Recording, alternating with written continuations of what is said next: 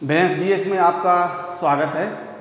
हम लोग अब अगले टॉपिक पे चल रहे हैं, जो है टॉपिक तुगलक वंश।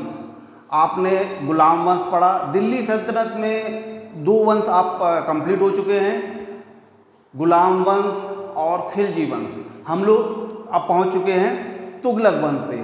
तो तुगलक वंश पे हम लोग जो है सारी चीज़ें पढ़ेंगे, गियासुद्दीन तुगलक के बारे में, मोहम्मद बिन तुगलक के बारे में और फिरोज तुगलक के बारे में। लेकिन आज का जो टॉपिक है गियासुद्दीन तुगलक, ठीक है। और अगर आपने हमारा चैनल ब्रेंस जीएस अगर सब्सक्राइब नहीं किया है तो आप करिए और जीएस को बेहतरीन से बेहतरीन करिए, ठीक है। हम लोग चलते हैं तुगलक वंश पे। जैसा कि आप देखते हैं कि तुगलक जो है कोई वंश नहीं था, तुगलक जो है एक नाम था और नाम से ही आगे जो है उन्हीं के ही परिवार के लोग जो है सुल्तान बने, दिल्ली की राजगद्दी बैठे। तो ये एक वंश नहीं था, तुगलक गियासुद्दीन तुगलक से ही जो है आगे बनता है।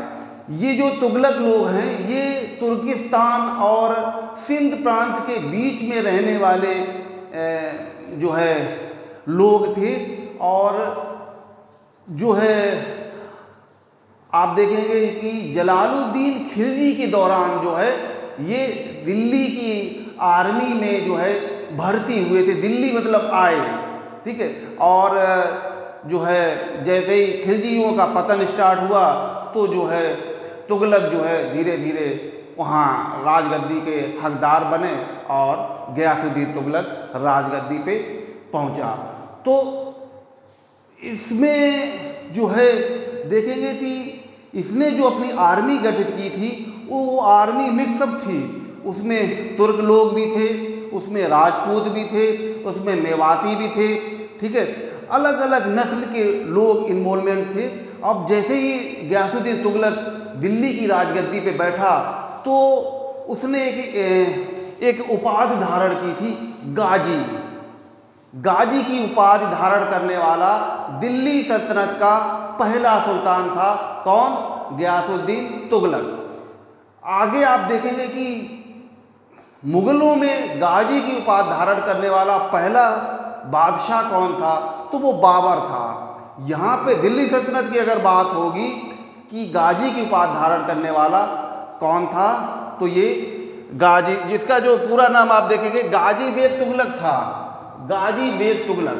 तो गाजी की उपाधि धारण करने वाला पहला सुल्तान गियासुद्दीन तुगलक था। गाजी का मीन्स होता है वो ऐसे सुरक्षाकर्मी जो मुस्लिम राज्यों के सुरक्षाकर्मी हों, उनको जो है गाजी कहा जाता था। तो ये उपाधि इसने धारण की थी। अगला चलते हैं, रसमेनियन एवं मध्यपंथी नीति अपनाई। जो गियासुद्दीन तुगलक ने कोई कठोर पॉलिसी नहीं अपनाई, उसमें एक बरनी ने एक नाम दिया था रसमेनियन, यानी कि मध्यवर्ती, मतलब बहुत ज़्यादा कठोर भी नहीं, बहुत ज़्यादा उदार भी नहीं, मीडियम, जो है सबको पसंद भी आ जाए और सुल्तान का भी उसमें एक दबदबा बना रहे। तो इस तरीके से मध्यपंथी नीति अपनाई थी गियासुद्दीन तुगलक ने। अगला देखेंगे कि इसने राजस्व, जो आप जैसे मालूम है कि अलाउद्दीन खिलजी ने जो है खराज 50% लिया था, कुल उत्पादन का 50% लेता था।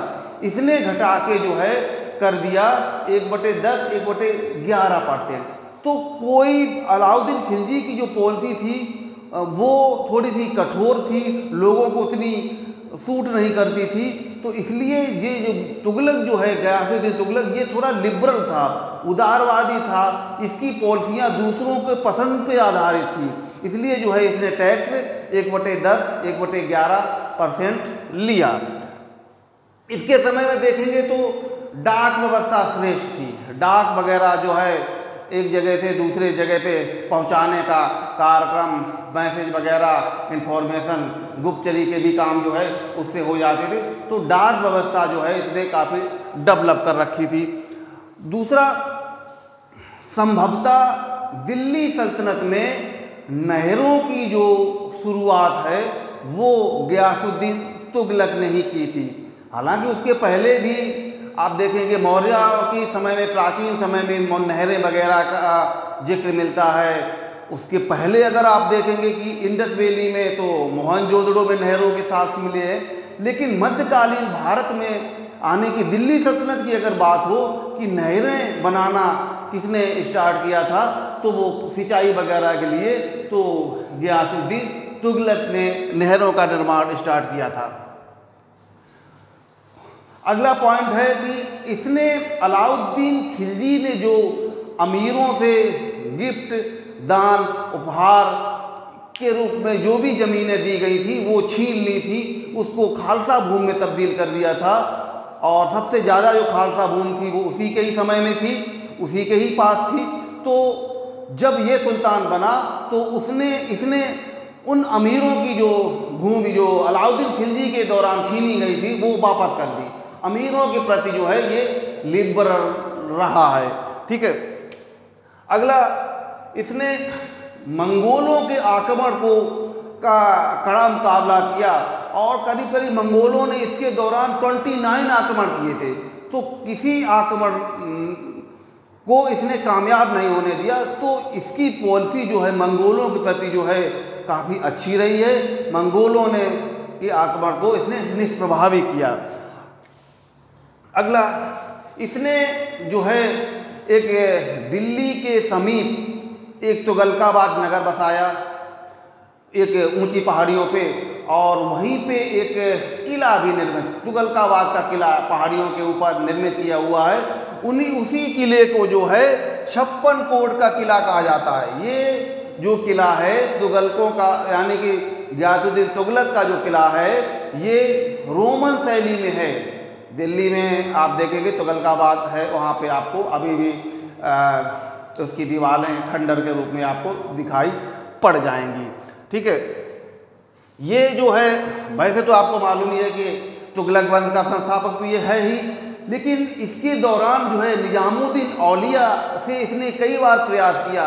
लेकिन निजामुद्दीन औलिया चूँकि जो है सुल्तानों के दरबार, उनके मिलना जुलना, ये सब चीज़ें उनको पसंद नहीं आता था।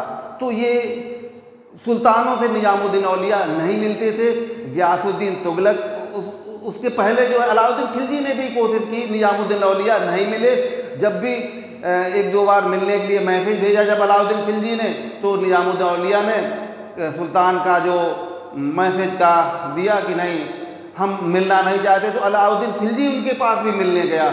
लेकिन वो उनकी जो खानका जहाँ पे सूफी संत लोग रहते हैं वो अपने दूसरे दरवाजे से निकल जाते, यानी कि वो सुल्तानों से जो है नहीं मिलना चाहते थे। उनकी शैली थी मानव कल्याण, जन कल्याण।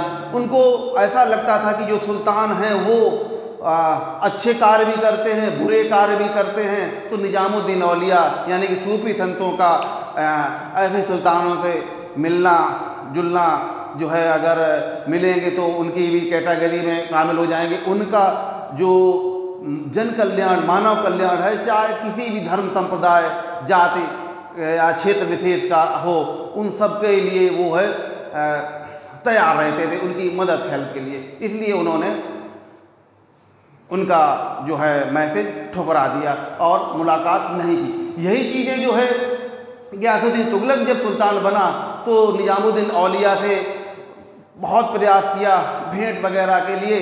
तो एक बार जो निजामुद्दीन औलिया जो है गियासुद्दीन तुगलक बंगाल अभियान पे गया हुआ होते हैं और कुछ दिल्ली में जो है थोड़े से चहल पहल हालात, निजामुद्दीन औलिया ने उसकी भविष्यवाणी कर दी कि कुछ ऐसा मैसेज था कि सुल्तान के जो दिन हैं कुछ ही दिन बचे हुए हैं। और ये ऐसा मैसेज जब सुल्तान गियासुद्दीन तुगलक को बंगाल में पता लगता है तो वो धमकी भरा एक खत निजामुद्दीन औलिया को देता है कि हम दिल्ली आते हैं और सबसे पहले तुम्हें ही देखेंगे आके, तुमने हमारे पीछे से क्या क्या अफवाहें फैला रहे हो और मैं तुम्हें देखता हूँ आके। तो निजामुद्दीन औलिया ने उस खत का जवाब जो है इस प्रकार दिया, हनूज दिल्ली दूरस्त। हनूज दिल्ली दूरस्त यानी कि तुम्हारे लिए, जिसका मीनिंग है तुम्हारे लिए दिल्ली अभी दूर है। केवल यही लाइनें यही कहा, हनूज दिल्ली दूरस्त। तो सुल्तान उसके बारे में कुछ भाप नहीं पाया कि जो है निजामुद्दीन औलिया क्या कहना चाहते थे। लेकिन जैसे ही बंगाल अभियान पूरा करके दिल्ली की तरफ आ रहे होते हैं तो उनका बेटा यानी कि जूना खां, जो आगे बादशाह बनता है, मोहम्मद बिन तुगलक, उनके मतलब तुगलकाबाद से 8 किलोमीटर पहले ही एक नगर बसाया हुआ था अफगानपुर।